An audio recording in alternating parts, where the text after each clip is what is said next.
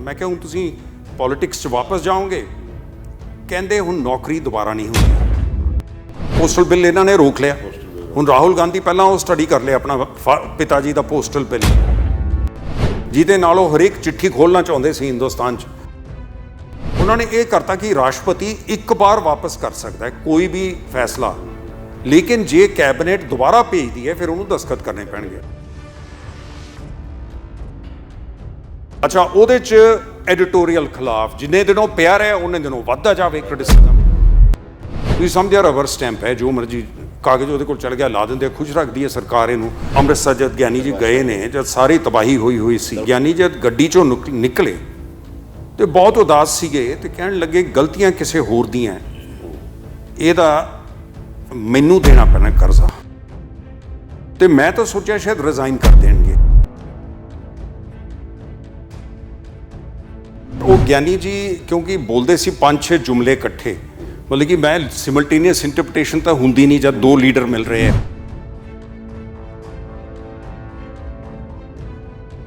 तो वो ज्ञानी जी कहन लगे मैनू वड्डियां वड्डियां स्पीचां दे देंदे है, हाँ, तो वो पढ़नियां पैंदियां, सोच कुछ होर हुंदी है, वो पढ़ी जाती है। अच्छा, वो चो ड्यूक बड़ा खुश होया, वो कहंदा मेरा भी आही हाल है।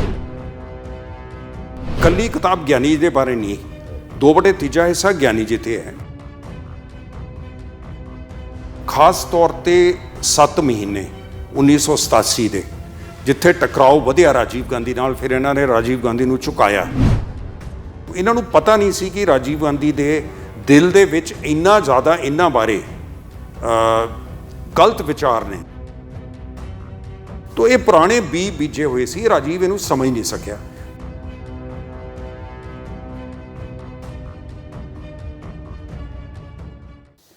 बाबूशाही टाइम्स ਸਾਹਿਬ ਦਾ ਸਵਾਗਤ ਹੈ। ਅੱਜ ਗੱਲ ਕਰਾਂਗੇ ਤੇ ਚਰਚਾ ਕਰਾਂਗੇ ਇੱਕ ਨਵੀਂ ਕਿਤਾਬ ਦੀ, ਨਵੀਂ ਪੁਸਤਕ ਦੀ, ਨਵੀਂ ਬੁੱਕ ਦੀ, ਜਿਹੜੀ ਬਹੁਤ ਚਰਚਿਤ ਹੋਣ ਵਾਲੀ ਹੈ, ਪੜ੍ਹੀ ਜਾਣ ਵਾਲੀ ਹੈ, ਸਿਆਸੀ, ਐਡਮਿਨਿਸਟ੍ਰੇਟਿਵ ਤੇ ਨੌਨ ਸਿਆਸੀ ਹਲਕਿਆਂ 'ਚ ਵੀ ਤੇ ਡਿਪਲੋਮੈਟਿਕ ਹਲਕਿਆਂ 'ਚ ਵੀ। ਉਹ ਹੈ ਇੰਡੀਅਨ ਪ੍ਰੈਜ਼ੀਡੈਂਟ, ਦਾ ਇੰਡੀਅਨ ਪ੍ਰੈਜ਼ੀਡੈਂਟ। ਇਹ ਬੁੱਕ ਪੁਸਤਕ ਜਸਟ ਅਜੇ ਆਈ ਹੈ ਮਾਰਕੀਟ ਦੇ ਵਿੱਚ। ਇਹਦੇ 'ਚ ਕੀ ਕੁਛ ਹੈ, ਕਿਹਦੇ ਬਾਰੇ ਹੈ, ਕੀ ਇਹਦਾ ਕੰਟੈਂਟ ਹੈ, ਉਹਦੇ ਬਾਰੇ ਗੱਲ ਕਰਾਂਗੇ। ਅਤੇ ਇਹਦੇ ਲੇਖਕ ਨੇ, ਰਾਈਟਰ ਨੇ ਕੇਸੀ ਸਿੰਘ।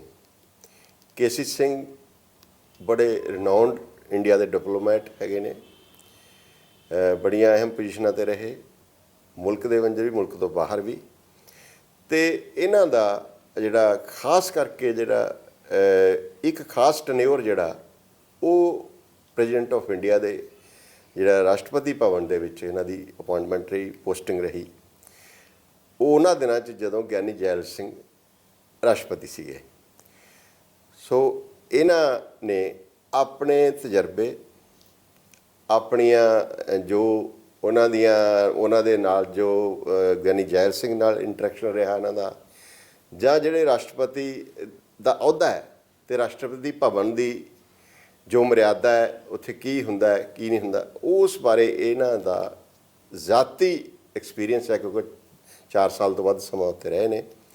ਸੋ ਕੇਸੀ ਸਿੰਘ, ਇਹ ਉਹਨਾਂ ਦੀ ਪਹਿਲੀ ਕਿਤਾਬ ਹੈ ਅਤੇ ਅਖਬਾਰਾਂ 'ਚ ਕਾਲਮ ਬਹੁਤ ਲਿਖਦੇ ਨੇ, ਮੈਗਜ਼ੀਨਸ, ਜਰਨਲਿਸਟ ਇਹਨਾਂ ਦੇ ਬਹੁਤ ਛਪਦੇ ਨੇ। ਅਤੇ ਉਹਨਾਂ ਤੋਂ ਇਸ ਬੁੱਕ ਬਾਰੇ ਜਾਣਾਂਗੇ ਕਿ ਇਹ ਕਿਉਂ ਲਿਖੀ, ਕਿਵੇਂ ਲਿਖੀ, ਅਤੇ ਇਹਦੇ ਕੰਟੈਂਟਸ ਕੀ ਨੇ ਅਤੇ ਕੀ ਇੰਸਪੀਰੇਸ਼ਨ ਕੀ ਸੀ। ਕੇਸੀ ਸਿੰਘ ਜੀ, ਸਤਿ ਸ਼੍ਰੀ ਅਕਾਲ ਜੀ। ਪਹਿਲਾਂ ਤਾਂ ਮੁਬਾਰਕਾਂ, ਬਹੁਤ ਬਹੁਤ ਮਿਹਰਬਾਨੀ। ਪਹਿਲੀ ਕਿਤਾਬ ਮੈਂ ਨਾ 1980 ਜਰਨਲਿਜ਼ਮ ਸ਼ੁਰੂ ਕੀਤਾ ਸੀ ਅਤੇ ਬਹੁਤ ਲਿਖਿਆ ਹੱਥ ਨਾਲ, ਮਤਲਬ ਲਿਖਤਾਂ ਲੰਮੀਆਂ ਵੀ ਲਿਖੀਆਂ, ਸਟੋਰੀਆਂ ਵੀ ਲਿਖੀਆਂ, ਬੜੇ ਕਾਲਮ, 15 ਸਾਲ ਕਾਲਮ ਲਿਖਿਆ। ਅਤੇ ਮੈਂ ਕੋਈ ਕਿਤਾਬ ਨਹੀਂ, ਮੈਨੂੰ ਕਹਿੰਦੇ ਹੁੰਦੇ ਤੂੰ ਕਿਤਾਬ ਕਿਉਂ ਨਹੀਂ ਲਿਖਦਾ। ਅਤੇ ਜਰਨਲਿਸਟ ਕਾਫੀ ਲਿਖਦੇ ਨੇ, ਲਿਖ ਵੀ ਲੈਂਦੇ ਨੇ, ਅਤੇ ਮੈਨੂੰ ਇੱਕ ਨਹੀਂ ਅਜੇ ਗੇੜ ਨਹੀਂ ਬੁੱਕ ਬਣਿਆ। ਅਤੇ ਤੁਸੀਂ ਵੀ ਮੈਨੂੰ ਲੱਗਦਾ ਵੀ ਲਿਖਦੇ ਬਹੁਤ ਸਾਲਾਂ ਤੋਂ ਤੁਸੀਂ, ਅਤੇ ਪਰ ਕਿਤਾਬ ਹੁਣ ਕਰ ਹੀ ਲਿਆ ਹੋ ਤੁਸੀਂ, ਹੰਭਲਾ ਮਾਰ ਹੀ ਲਿਆ। ਤੇ ਪਹਿਲਾਂ ਤਾਂ ਸ਼ੁਭ ਸ਼ਾਮਾਂ ਤੁਹਾਨੂੰ, ਬੈਸਟ ਵਿਸ਼ੇਸ ਕਿਤਾਬ ਦੀਆਂ। ਤੇ ਇਹ ਦੱਸੋ ਹੁਣ ਤੁਸੀਂ ਇਹਦੀ ਕਦੋਂ ਲਿਖਣੀ ਸ਼ੁਰੂ ਕੀਤੀ ਤੇ ਕੀ ਇਨਸਪੀਰੇਸ਼ਨ ਕੀ ਸੀ? ਮਤਲਬ ਕੋਈ ਨਾ ਕੋਈ ਪ੍ਰੋਵੋਕੇਸ਼ਨ ਹੁੰਦੀ ਹੈ ਜਦੋਂ ਕਿਤਾਬ ਲਿਖਦਾ ਬੰਦਾ ਨਾ, ਦੇਖੋ ਕੁਝ ਵੀ ਲਿਖਦਾ। 1983 ਚ ਮੈਂ ਰਾਸ਼ਟਰਪਤੀ ਭਵਨ ਚ ਆਇਆ, ਉਹਨਾਂ ਨੂੰ ਵਿਦੇਸ਼ ਮੰਤਰਾਲਿਆ ਤੋਂ ਬੰਦਾ ਚਾਹੀਦਾ ਸੀ ਕਿਉਂਕਿ ਗਿਆਨੀ ਜੀ ਅੰਗਰੇਜ਼ੀ ਨਹੀਂ ਸੀ ਬੋਲਦੇ। ਅੱਛਾ। ਤੇ ਉਹਨਾਂ ਦੀ ਬਰੀਫਿੰਗ ਕਰਦੇ, ਇੰਟਰਪ੍ਰੀਟੇਸ਼ਨ ਵੀ ਮੈਂ ਹੀ ਕਰਦਾ ਸੀ, ਤਰਜਮਾ ਅੰਗਰੇਜ਼ੀ ਤੋਂ ਹਿੰਦੀ। ਔਰ ਜਦ ਵੀ ਕੋਈ ਵਿਦੇਸ਼ੀ ਬੰਦਾ ਆ ਕੇ ਵੱਡਾ VVIP ਇਹਨਾਂ ਨੂੰ ਮਿਲਦਾ, ਮੈਂ ਉਹਦੇ ਵਿੱਚ ਹੁੰਦਾ ਸੀ। ਇਹਦੇ ਵਿੱਚ ਫੋਟੋਆਂ ਤੁਸੀਂ ਦੇਖੋਗੇ, ਪੋਪ ਔਰ ਗੋਰਬੇਚੋਵ, ਜਾਰਜ ਬੁਸ਼, ਕਈ ਤਰ੍ਹਾਂ ਦੀਆਂ ਫੋਟੋਆਂ ਹੈਗੀਆਂ। ਦੁਨੀਆ ਭਰ ਦੇ ਲੀਡਰ ਹੈ ਜਿਨ੍ਹਾਂ ਨੂੰ ਦੇਖਿਆ। ਜਰਮਨੀ ਦਾ ਚਾਂਸਲਰ ਕੋਲ, ਕੋਈ ਬੰਦਾ ਨਹੀਂ ਜਿਹੜਾ ਨੇੜੇ ਨਹੀਂ ਦੇਖਿਆ, ਕਿਉਂਕਿ ਪਿੱਛੇ ਬੈਠ ਕੇ ਜਦ ਤੁਸੀਂ ਤਰਜਮਾ ਕਰਦੇ ਤੁਸੀਂ ਤਾਂ ਮਤਲਬ ਇੰਟਰੈਕਸ਼ਨ ਇੰਨਾ ਜ਼ਿਆਦਾ ਹੋਣਾ। ਅੱਛਾ, ਉਹ ਗਿਆਨੀ ਜੀ ਕਿਉਂਕਿ ਬੋਲਦੇ ਸੀ 5-6 ਜੁਮਲੇ ਇਕੱਠੇ, ਮਤਲਬ ਕਿ ਮੈਂ ਸਿਮਲਟੇਨੀਅਸ ਇੰਟਰਪ੍ਰੀਟੇਸ਼ਨ ਤਾਂ ਹੁੰਦੀ ਨਹੀਂ ਜਦ ਦੋ ਲੀਡਰ ਮਿਲ ਰਹੇ ਹੈ, ਕਿਉਂਕਿ ਉਹ ਜਿਹੜੀ ਜਿਵੇਂ UN 'ਚ ਹੁੰਦਾ ਹੈ, ਉਹ ਤਾਂ ਇੱਕ ਬੰਦਾ ਬੋਲੀ ਜਾਂਦਾ ਹੈ, ਇੰਟਰਪ੍ਰੇਟਰ ਆਪਣੀ ਕੈਬਿਨ 'ਚ ਬੈਠਾ ਹੁੰਦਾ ਹੈ, ਉਹ ਬੋਲੀ ਜਾਂਦਾ ਹੈ ਨਾਲ ਦੀ ਨਾਲ। ਸਿਮਲਟੇਨੀਅਸ ਨਹੀਂ ਹੁੰਦਾ, 4-5 ਜੁਮਲੇ ਬੋਲਦੇ ਸੀ, ਫਿਰ ਉਹਨੂੰ ਫਟਾਫਟ ਇਕੱਠਾ ਅੰਗਰੇਜ਼ੀ 'ਚ ਦੱਸੀਦਾ ਸੀ ਕੰਪਰੈਸ ਕਰਕੇ। ਫਿਰ ਜਿਹੜੇ ਬੰਦੇ ਨੇ ਦੂਜਾ ਕਿਹਾ ਉਹਨੂੰ ਕੰਪਰੈਸ ਕਰਕੇ ਇਹਨਾਂ ਨੂੰ ਦੱਸਣਾ। ਸੋ ਇੱਕ ਤਰ੍ਹਾਂ ਨਾਲ ਕਈ ਵਾਰ ਉਹ ਤੁਸੀਂ ਉਹਨੂੰ ਚੀਜ਼ ਨੂੰ ਇਕੱਠਾ ਕਰ ਦਿੰਦੇ ਹੋ, ਉਹਦਾ ਤਜਰਬਾ ਹੋਰ ਹੀ ਤਰ੍ਹਾਂ ਦਾ ਹੈ। ਮਤਲਬ ਬੜਾ ਇਹ ਟਿਪੀਕਲ ਦਿਲਚਸਪ ਵੀ ਸੀ ਤੇ ਕੰਮ ਥੋੜਾ ਜਿਹਾ ਚੈਲੰਜਿੰਗ ਵੀ ਹੁੰਦਾ ਹੈ ਨਾ। ਤੁਸੀਂ ਹੁਣ ਇੱਕ ਵਾਰ ਉਹ ਪ੍ਰਿੰਸ ਫਿਲਿਪ, ਜਦ ਕੁਈਨ ਆਈ ਹੈ ਪਹਿਲੀ ਵਾਰ 83 ਚ, ਇਹ ਪ੍ਰਿੰਸ ਫਿਲਿਪ ਨਾਲ ਬੈਠੇ ਸੀ ਤੇ ਇੰਦਰਾ ਗਾਂਧੀ ਕੁਈਨ ਦੇ ਨਾਲ ਸੀ ਜਦ ਖਾਣਾ ਖਾ ਰਹੇ ਸੀ। ਤੇ ਇਹ ਗਿਆਨੀ ਜੀ ਉਹਨਾਂ ਦੀ ਗੱਲ ਸੁਣ ਕੇ, ਮੈਂ ਦੱਸੀ ਜਾ ਰਿਹਾ ਸੀ ਇੰਦਰਾ ਗਾਂਧੀ ਕੀ ਗੱਲ ਕਰ ਰਹੇ ਹੈ, ਤੇ ਇੱਕ ਅੱਧੀ ਵਾਰ ਇਹਨਾਂ ਨੇ ਵਿੱਚ ਆਪਣਾ ਸੁਝਾਅ, ਕੋਈ ਉਹਨਾਂ ਦੀ ਗੱਲ, ਆਮ ਤੌਰ ਤੇ ਖਾਣੇ ਦੇ ਮੇਜ਼ ਤੇ ਜੇ ਉਹ ਇੰਦਰਾ ਗਾਂਧੀ ਗੱਲ ਕਰ ਰਹੀ ਹੈ ਤਾਂ ਉਹਨੂੰ ਕਰੀ ਜਾਣ ਦਿਓ, ਤੁਸੀਂ ਇਹਦੇ ਨਾਲ ਕਰੋ। ਤੇ ਉਹ ਪ੍ਰਿੰਸ ਨਾਲ ਇਹਨਾਂ ਨੂੰ ਕੋਈ ਸੀ ਨਹੀਂ ਕਿ ਇਹਨਾਂ ਦਾ ਤਾਲਮੇਲ ਕੀ ਹੋਊਗਾ, ਪ੍ਰਿੰਸ ਆਫ ਐਡਨਬਰਾ ਨਾਲ। ਤੋ ਉਹ ਇਹਨਾਂ ਨੂੰ ਕਹਿਣ ਲੱਗਿਆ ਮੁੜ ਕੇ ਅੰਗਰੇਜ਼ੀ 'ਚ, do you always speak out of turn. ਅੱਛਾ, ਹੁਣ ਉਹਦੇ ਦੋ ਤਰਜਮੇ ਹੋ ਸਕਦੇ ਆ। ਇੱਕ ਤਾਂ ਤੁਸੀਂ ਬਿਨ ਸੋਚੀ ਗੱਲ ਕਰਦੇ ਹੋ ਹਮੇਸ਼ਾ, ਜਿਹੜਾ ਤੁਸੀਂ ਪੰਜਾਬੀ 'ਚ ਇਹ ਵੀ ਕਰਦੇ ਕਿ ਬਕਵਾਸ ਕਰਨ ਦੀ ਤੁਹਾਨੂੰ ਆਦਤ ਹੈ, ਬਿਨਾਂ ਸੋਚੇ ਬੋਲਦੇ। ਹਾਂ। ਤੇ ਦੂਜਾ ਮੈਂ ਫਟਾਫਟ ਉਹਨੂੰ ਥੋੜ੍ਹਾ ਜਿਹਾ ਬਦਲਤਾ। ਮੈਂ ਕਿਹਾ ਉਹ ਕਹਿ ਰਹੇ ਨੇ ਕਿ ਤੁਸੀਂ ਹਮੇਸ਼ਾ ਜੋ ਤੁਹਾਨੂੰ ਦੱਸਿਆ ਜਾਂਦਾ ਹੈ ਉਹੀ ਬੋਲਦੇ ਹੋ। ਤੇ ਉਹ ਗਿਆਨੀ ਜੀ ਕਹਿਣ ਲੱਗੇ ਮੈਨੂੰ ਵੱਡੀਆਂ ਵੱਡੀਆਂ ਸਪੀਚਾਂ ਦੇ ਦਿੰਦੇ ਹੈ, ਤਾਂ ਉਹ ਪੜ੍ਹਨੀਆਂ ਪੈਂਦੀਆਂ, ਸੋਚ ਕੁਛ ਹੋਰ ਹੁੰਦੀ ਆ, ਉਹ ਪੜ੍ਹੀ ਜਾਂਦੀ ਆ। ਅੱਛਾ, ਉਹਦੇ 'ਚੋਂ ਡਿਊਕ ਬੜਾ ਖੁਸ਼ ਹੋਇਆ, ਉਹ ਕਹਿੰਦਾ ਮੇਰਾ ਵੀ ਆਹੀ ਹਾਲ ਹੈ, ਮੈਨੂੰ ਸਪੀਚ ਫੜਾ ਦਿੰਦੇ ਆ, ਮੇਰਾ ਪੜ੍ਹਨ ਨੂੰ ਉਹਦਾ ਸੋਚ ਕੁਛ ਹੋਰ ਹੁੰਦੀ, ਮੈਨੂੰ ਉਹ ਪੜ੍ਹਨਾ ਪੈਂਦਾ। ਫਿਰ ਉਹ ਗੱਲਬਾਤ ਕਰਨ ਲੱਗ ਗਿਆ ਆਪਸ 'ਚ। ਅੱਛਾ, ਜੇ ਉਹਦਾ ਅਸਲੀ ਤਰਜਮਾ ਕਰਦੇ ਤਾਂ ਉਹਨਾਂ ਦਾ ਝਗੜਾ ਹੋ ਗਿਆ ਸੀ। ਸੋ ਇਸ ਕਰਕੇ ਕਈ ਵਾਰ ਇਹ ਹੈ ਕਿ ਉਹ ਇੰਟਰਪ੍ਰੀਟਰ ਦਾ ਰੋਲ ਬੜਾ ਕ੍ਰੂਸ਼ੀਅਲ ਹੁੰਦਾ, ਕਿਉਂਕਿ ਮੈਂ ਪਿਓਰ ਇੰਟਰਪ੍ਰੀਟਰ ਨਹੀਂ ਸੀਗਾ, ਮੈਂ ਡਿਪਲੋਮੇਸੀ ਵੀ ਵਿੱਚੋਂ ਦੇ, ਕਿਉਂਕਿ ਮੈਂ ਤਾਂ ਵਿਦੇਸ਼ ਮੰਤਰਾਲਿਆਂ ਤੋਂ ਡਿਪਲੋਮੈਟ ਆਇਆ, ਤਾਂ ਉਹ ਤਰਜਮਾ ਵੀ ਕਈ ਵਾਰ ਤਰਜਮੇ 'ਚ ਵੀ ਫਰਕ ਤੁਸੀਂ ਪਾ ਸਕਦੇ ਹੋ। ਤਾਂ ਉਹ ਇਹ ਚੱਲਦਾ ਰਿਹਾ। ਫਿਰ ਉਹਦੇ ਬਾਅਦ ਜਦ ਇੰਦਰਾ ਗਾਂਧੀ ਦੀ ਹੱਤਿਆ ਪਹਿਲਾਂ ਤਾਂ ਬਲੂ ਸਟਾਰ, ਦੇਖੋ ਗਿਆਨੀ ਜੀ, ਇਕੱਲੀ ਕਿਤਾਬ ਗਿਆਨੀ ਜੀ ਦੇ ਬਾਰੇ ਨਹੀਂ, 2/3 ਹਿੱਸਾ ਗਿਆਨੀ ਜੀ ਤੇ ਹੈ। ਉਹ ਵੀ ਖਾਸ ਤੌਰ ਤੇ 7 ਮਹੀਨੇ 1987 ਦੇ, ਜਿੱਥੇ ਟਕਰਾਓ ਵਧਿਆ ਰਾਜੀਵ ਗਾਂਧੀ ਨਾਲ, ਫਿਰ ਇਹਨਾਂ ਨੇ ਰਾਜੀਵ ਗਾਂਧੀ ਨੂੰ ਝੁਕਾਇਆ। ਗਿਆਨੀ ਜੀ ਦੇ ਇਲਾਵਾ ਸਿਰਫ ਰਾਧਾ ਕ੍ਰਿਸ਼ਨ ਸੀ ਜਿਹਨੇ 62 ਦੀ ਲੜਾਈ ਦੇਖੀ, 65 ਦੀ ਲੜਾਈ ਦੇਖੀ। ਇੰਦਰਾ ਗਾਂਧੀ ਨੂੰ ਉਹਨੇ ਬਣਵਾਇਆ ਪ੍ਰਧਾਨ ਮੰਤਰੀ। ਅਖੀਰ 'ਚ ਇੰਦਰਾ ਗਾਂਧੀ ਉਹਦੇ ਨਾਲ ਰੁੱਸ ਵੀ ਗਈ, ਕਿਉਂਕਿ ਉਹਨੇ 1966 'ਚ ਆਪਣੇ ਦੇਸ਼ ਦੇ ਬਾਰੇ ਜਿਹੜਾ 1967 'ਚ ਲੈਕਚਰ ਦਿੱਤਾ, ਉਹਦੇ 'ਚ ਉਹਨੇ ਕਹਿਤਾ ਕਿ ਕਰਪਸ਼ਨ ਦੇ ਇਲਜ਼ਾਮ ਲੱਗ ਰਹੇ ਨੇ, ਸਰਕਾਰ ਨੂੰ ਇਹ ਨਹੀਂ ਹੋਣਾ ਚਾਹੀਦਾ। ਉਹ ਇੰਦਰਾ ਗਾਂਧੀ ਨੇ ਐਸਾ ਦਿਲ 'ਚ ਰੱਖਿਆ, ਜਦ ਰਾਧਾ ਕ੍ਰਿਸ਼ਨ ਵਰਗਾ ਬੰਦਾ ਜਿਹੜਾ ਕਿ ਸਾਰੀ ਦੁਨੀਆ ਦੇ ਵਿੱਚ ਫਿਲਾਸਫਰ ਮੰਨਿਆ ਜਾਂਦਾ ਸੀ, ਉਹਦੇ ਇਹ ਕ੍ਰਿਮੇਸ਼ਨ ਤੇ ਨਹੀਂ ਗਏ ਇੰਦਰਾ ਗਾਂਧੀ। ਹਾਲਾਂਕਿ ਉਹਨੇ ਬਣਵਾਇਆ, ਹਾਲਾਂਕਿ ਉਹਨਾਂ ਦੇ ਫਾਦਰ ਤੇ ਇੰਨਾ ਨੇੜੇ ਸੀ ਕਿ ਫਾਦਰ ਇਹਨਾਂ ਨੂੰ ਰੂਸ ਤੋਂ ਐਂਬੈਸਡਰ ਲੱਗੇ ਹੋਏ ਸੀ, ਵਾਪਸ ਲੈ ਕੇ ਆਇਆ ਕਿ ਤੁਸੀਂ ਵਾਈਸ ਪ੍ਰੈਜ਼ੀਡੈਂਟ ਬਣ ਜਾਓ, ਉਹਦੇ ਬਾਅਦ ਤੁਹਾਨੂੰ ਮੈਂ ਪ੍ਰੈਜ਼ੀਡੈਂਟ ਬਣਾਉਂਗਾ। ਉਹ ਕਾਂਗਰਸ ਪਾਰਟੀ ਅੜ ਗਈ, ਰਾਜਿੰਦਰ ਪ੍ਰਸਾਦ ਦੇ ਪਿੱਛੇ ਸਪੋਰਟ ਜ਼ਿਆਦਾ ਹੋ ਗਈ, ਉਹ ਦੂਜੀ ਟਰਮ ਲੈ ਗਏ। ਉਸ ਵੇਲੇ ਵਾਈਸ ਪ੍ਰੈਜ਼ੀਡੈਂਟ ਨੇ ਕਿਹਾ ਕਿ ਚੰਗਾ ਮੈਂ ਤਾਂ ਛੱਡ ਰਿਹਾ, ਮੈਂ ਤਾਂ 5 ਸਾਲ ਲਈ ਤੁਸੀਂ ਕਿਹਾ ਸੀ ਮੈਂ 10 ਸਾਲ ਵਾਈਸ ਪ੍ਰੈਜ਼ੀਡੈਂਟ ਨਹੀਂ ਬਣਨਾ, ਪਰ ਉਹਨਾਂ ਨੂੰ ਮਨਾਇਆ ਕਿ ਨਹੀਂ ਤੁਸੀਂ ਰੁਕ ਜਾਓ। ਤਾਂ ਉਹਨਾਂ ਦਾ ਬੜਾ ਹੱਥ ਸੀਗਾ ਇੰਦਰਾ ਗਾਂਧੀ ਨੂੰ ਪ੍ਰਧਾਨ ਮੰਤਰੀ ਬਣਾਉਣ ਦਾ, ਕਿਉਂਕਿ ਤਾਮਿਲਨਾਡੂ ਸੀਗੇ ਤਾਂ ਥੱਲਿਓਂ ਸਾਊਥ ਤੋਂ, ਉਹਨਾਂ ਨੇ ਕਾਮਰਾਜ ਨੂੰ ਹੋਰਾਂ ਨੂੰ ਮਨਾ ਕੇ ਇੰਦਰਾ ਗਾਂਧੀ ਨੂੰ ਪ੍ਰਧਾਨ ਮੰਤਰੀ ਬਣਾਇਆ। ਲੇਕਿਨ ਪ੍ਰਧਾਨ ਮੰਤਰੀ ਜਦ ਤਕੜੀ ਹੋ ਗਈ, ਉਹਨੂੰ ਬਰਦਾਸ਼ਤ ਨਹੀਂ ਹੋਇਆ ਕਿ ਰਾਸ਼ਟਰਪਤੀ ਕਿਉਂ ਕਹਿ ਰਿਹਾ। ਸੋ ਰਾਸ਼ਟਰਪਤੀ ਦਾ ਕੀ ਦਾਇਰਾ, ਕੀ ਰੋਲ ਹੈ, ਇਹ ਆਮ ਤੌਰ ਤੇ ਸਮਝਿਆ ਨਹੀਂ ਜਾਂਦਾ। ਤੁਸੀਂ ਸਮਝਿਆ ਰਬਰ ਸਟੈਂਪ ਹੈ, ਜੋ ਮਰਜ਼ੀ ਕਾਗਜ਼ ਉਹਦੇ ਕੋਲ ਚਲ ਗਿਆ, ਲਾ ਦਿੰਦੇ, ਖੁਸ਼ ਰੱਖਦੀ ਹੈ ਸਰਕਾਰ ਇਹਨੂੰ, ਇੱਧਰ ਉੱਧਰ ਘੁਮਾ ਲਿਆ, ਬਹਿਲਾਈ ਚੱਲੋ, ਹੱਥ ਮਿਲਾ ਲਏ, ਅਵਾਰਡ ਦੇਤੇ, ਰਸਮੀ 26 जनवरी ਨੂੰ ਸਲੂਟ ਦਿਲਵਾਤਾ, ਦੋ ਚਾਰ ਵਾਰ ਦੇਸ਼ ਤੇ ਬੁਲਵਾਤਾ। ਲੇਕਿਨ ਜਦ ਅਸੀਂ ਆਪਣੇ ਸੰਵਿਧਾਨ 'ਚ ਜਾਈਏ, ਜਿਹੜਾ ਪਹਿਲਾ ਰਾਸ਼ਟਰਪਤੀ ਰਾਜਿੰਦਰ ਪ੍ਰਸਾਦ, ਦੂਜਾ ਰਾਸ਼ਟਰਪਤੀ ਰਾਧਾ ਕ੍ਰਿਸ਼ਨਨ, ਇਹਨਾਂ ਨੇ ਕਈ ਐਸੇ ਲਾਲ ਦਾਰਾ ਆਪਣਾ ਵਧਾਇਆ ਕਿ ਰਾਸ਼ਟਰਪਤੀ ਇਕੱਲਾ ਇੰਗਲੈਂਡ ਦੀ ਕੁਈਨ ਵਰਗਾ ਨਹੀਂ ਹੈ, ਕਿਉਂਕਿ ਰਾਸ਼ਟਰਪਤੀ ਜਿਹੜਾ ਹੈ ਉਹ ਪੈਦਾਇਸ਼ੀ ਤੌਰ ਤੇ ਤਾਂ ਰਾਸ਼ਟਰਪਤੀ ਨਹੀਂ ਬਣਿਆ, ਉਹ ਕਿੰਗ ਨਹੀਂ ਹੈ ਜਾਂ ਕੁਈਨ ਨਹੀਂ ਹੈ, ਉਹ ਇਲੈਕਸ਼ਨ 'ਚ ਹੋ ਕੇ ਆਉਂਦਾ ਹੈ, ਇਨਡਾਇਰੈਕਟ ਇਲੈਕਸ਼ਨ ਹੈ। ਪਰ ਇਲੈਕਸ਼ਨ ਸਾਰੇ ਹਿੰਦੁਸਤਾਨ ਦੇ MLA, ਸਾਰੇ ਰਾਜ ਸਭਾ ਦੇ, ਲੋਕ ਸਭਾ ਦੇ MP ਵੋਟ ਪਾਉਂਦੇ ਆ, ਤਾਂ ਤੁਸੀਂ ਬਣਦੇ ਹੋ, ਇਲੈਕਟਿਡ ਬੰਦਾ ਹੈ। ਫਿਰ ਉਹਦੀ ਜਿਹੜੀ ਸਹੁੰ ਚੱਕਦਾ ਹੈ ਰਾਸ਼ਟਰਪਤੀ, ਉਹ ਮੈਂ ਕਿਤਾਬ 'ਚ ਬਾਹਰ ਹੀ ਲਿਖਿਆ ਹੋਇਆ, ਆਮ ਤੌਰ ਤੇ ਲੋਕਾਂ ਨੂੰ ਪਤਾ ਨਹੀਂ। ਅਮਰੀਕਾ ਦੇ ਰਾਸ਼ਟਰਪਤੀ ਦੀ ਸਹੁੰ ਦੇ ਪਹਿਲੇ 3 ਜੁਮਲੇ ਮੈਂ ਤੁਸੀਂ ਬੈਕ ਪੇਜ ਤੇ ਹਾਂਜੀ ਬੈਕ 'ਚ ਤੇ ਲਿਖਿਆ ਹੈ, ਔਰ ਹਿੰਦੁਸਤਾਨ ਦੇ ਰਾਸ਼ਟਰਪਤੀ ਦੇ ਪਹਿਲੇ 3 ਸਹੁੰ ਦੇ ਜਿਹੜੇ ਜੁਮਲੇ ਹੈ ਉਹ ਬਿਲਕੁਲ ਹੁਬਾਹੂਬ ਕਿ ਮੈਂ ਇਹ ਸਹੁੰ ਚੱਕਦਾ ਕਿ ਮੈਂ ਜਿਹੜਾ ਸੰਵਿਧਾਨ ਹੈ ਉਹਦੀ ਰੱਖਿਆ ਕਰੂੰਗਾ ਔਰ ਉਹਨੂੰ ਸੰਭਾਲ ਕੇ ਰੱਖੂੰਗਾ। ਇਹ ਪ੍ਰਧਾਨ ਮੰਤਰੀ ਦੀ ਸਹੁੰ ਨਹੀਂ ਹੈ। ਪ੍ਰਧਾਨ ਮੰਤਰੀ ਕਹਿੰਦਾ ਕਿ ਮੈਂ ਸੰਵਿਧਾਨ ਦੇ ਮੁਤਾਬਕ ਚੱਲਾਂਗਾ।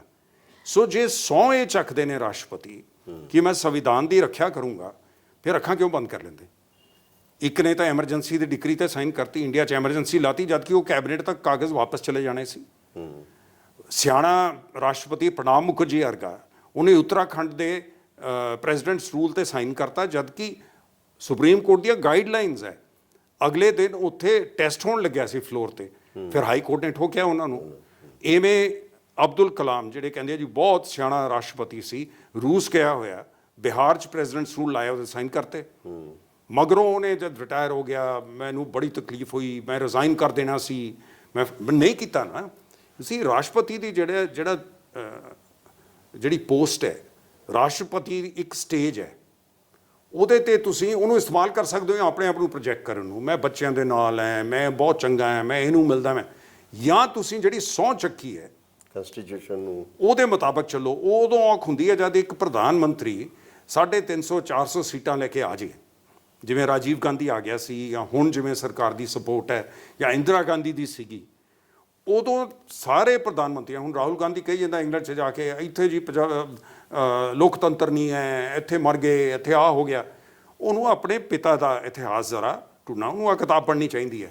ਇਹ ਜਿਹੜਾ ਮਸਲਾ ਜਿਹੜਾ ਤੁਸੀਂ ਕਹਿ ਰਹੇ ਹੋ ਵੀ ਗਿਆਨੀ ਜੈਲ, ਉਹ ਤਾਂ ਗਿਆਨੀ ਜੈਲ ਸਿੰਘ ਵੇਲੇ ਵੀ ਸਵਾਲ ਉੱਠਦੇ ਰਹੇ ਹੈ, ਕਿਉਂਕਿ ਜਦੋਂ ਆਪਰੇਸ਼ਨ ਬਲੂ ਸਟਾਰ ਹੋਇਆ ਉਦੋਂ ਇਹ ਉਹਨਾਂ ਤੇ ਵੀ ਇਹ ਵੀ ਉਹਨਾਂ ਨੇ ਕਿਉਂ ਹੋਣ ਦਿੱਤਾ ਹੈ, ਉਹਨਾਂ ਨੇ ਕਿਉਂ, ਇਹ ਤਾਂ ਉਹਨਾਂ ਤੇ ਵੀ ਸਵਾਲ ਉੱਠਦੇ ਰਿਹਾ ਇਹ ਯਾਨੀ ਜੈਲ ਸਿੰਘ ਦਾ ਰੋਲ ਜਿਹੜਾ ਉਸ ਵੇਲੇ ਉਹ ਸੀ। ਬਿਲਕੁਲ ਠੀਕ ਹੈ, ਤੁਸੀਂ ਇਹਦੇ 'ਚ ਡੀਲ ਕੀਤਾ। ਹਾਂ ਬਿਲਕੁਲ ਇਹਦੇ 'ਚ ਕੀਤਾ। ਦੇਖੋ, ਇਹ ਜਦ ਅਸੀਂ 3-4 ਦਿਨ ਬਾਅਦ ਬਲੂ ਸਟਾਰ ਜਦ ਖਤਮ ਹੋ ਗਿਆ, ਇਹਨਾਂ ਨੇ ਕਿਹਾ ਮੈਂ ਜਾ ਕੇ ਆਉਣਾ ਹੈ ਅੰਮ੍ਰਿਤਸਰ। ਉਹ ਥੋੜਾ ਜਿਹਾ ਵੈਸੇ ਤੁਸੀਂ ਨੇੜੇ ਸੀ ਉਦੋਂ, ਉਹਨਾਂ ਦੀ ਹਾਵ ਭਾਵ ਜਾਂ ਉਹਨਾਂ ਦੀ ਮਾਨਸਿਕ ਦਸ਼ਾ ਕਿਹੋ ਜਿਹੀ ਸੀ? ਉਸ ਵੇਲੇ ਮੈਂ ਉਹਨਾਂ ਨੇੜੇ ਨਹੀਂ ਸੀ, ਕਿਉਂਕਿ IAS ਬਿੰਦਰਾ, ਇੰਦਰਜੀਤ ਬਿੰਦਰਾ ਉਸ ਵੇਲੇ ਜੁਆਇੰਟ ਸੈਕਟਰੀ ਸੀ, ਮੈਂ ਡੈਪ ਸੈਕਟਰੀ ਸੀ, ਮੈਂ ਵਿਦੇਸ਼ ਨਾਲ ਜ਼ਿਆਦਾ ਡੀਲ ਕਰਦਾ ਸੀ। ਲੇਕਿਨ ਜਦ ਅਸੀਂ ਜਾਣ ਲੱਗੇ, ਬਿੰਦਰਾ ਜੀ ਨੇ ਕਿਹਾ ਕਿ KCB ਪਿੰਡ ਨਾਲ ਜੁੜਿਆ ਹੋਇਆ ਹੈ, ਜੱਟ ਸਮੁਦਾ ਦਾ ਬੰਦਾ ਹੈ, ਤਾਂ ਇਸ ਕਰਕੇ ਆਪਾਂ ਇਹਨੂੰ ਨਾਲ ਲੈ ਚੱਲੀਏ, ਇਹਦਾ ਵੀ ਇੱਕ ਵਿਚਾਰ ਹੈ ਇਹਦੀ ਇਸ ਤੇ। ਤੇ ਉਹ ਬੜੀ ਸਿਆਣੀ ਗੱਲ ਬਿੰਦਰਾ ਸਾਹਿਬ ਨੇ ਕਹੀ, ਤੇ ਉਸ ਕਰਕੇ ਮੈਂ ਵੀ ਨਾਲ ਗਿਆ ਉਦੋਂ। ਤੇ ਉੱਥੇ ਅੰਮ੍ਰਿਤਸਰ ਜਦ ਗਿਆਨੀ ਜੀ ਗਏ ਨੇ, ਜਦ ਸਾਰੀ ਤਬਾਹੀ ਹੋਈ ਸੀ, ਦਰਬਾਰ ਸਾਹਿਬ ਗਏ ਜੀ। ਹਾਂ, ਉੱਥੋਂ ਆ ਕੇ ਜਦ ਅਸੀਂ ਪਹੁੰਚੇ ਵਾਪਸ, ਤੇ ਗਿਆਨੀ ਜਦ ਗੱਡੀ 'ਚੋਂ ਨਿਕਲੇ ਤੇ ਬਹੁਤ ਉਦਾਸ ਸੀਗੇ, ਤੇ ਕਹਿਣ ਲੱਗੇ ਗਲਤੀਆਂ ਕਿਸੇ ਹੋਰ ਦੀਆਂ, ਇਹਦਾ ਮੈਨੂੰ ਦੇਣਾ ਪੈਣਾ ਕਰਜ਼ਾ। ਅੱਛਾ। ਤੇ ਮੈਂ ਤਾਂ ਸੋਚਿਆ ਸ਼ਾਇਦ ਰਿਜ਼ਾਈਨ ਕਰ ਦੇਣਗੇ, ਮੇਰੇ ਦਿਮਾਗ 'ਚ ਇਹ ਗੱਲ ਗਈ।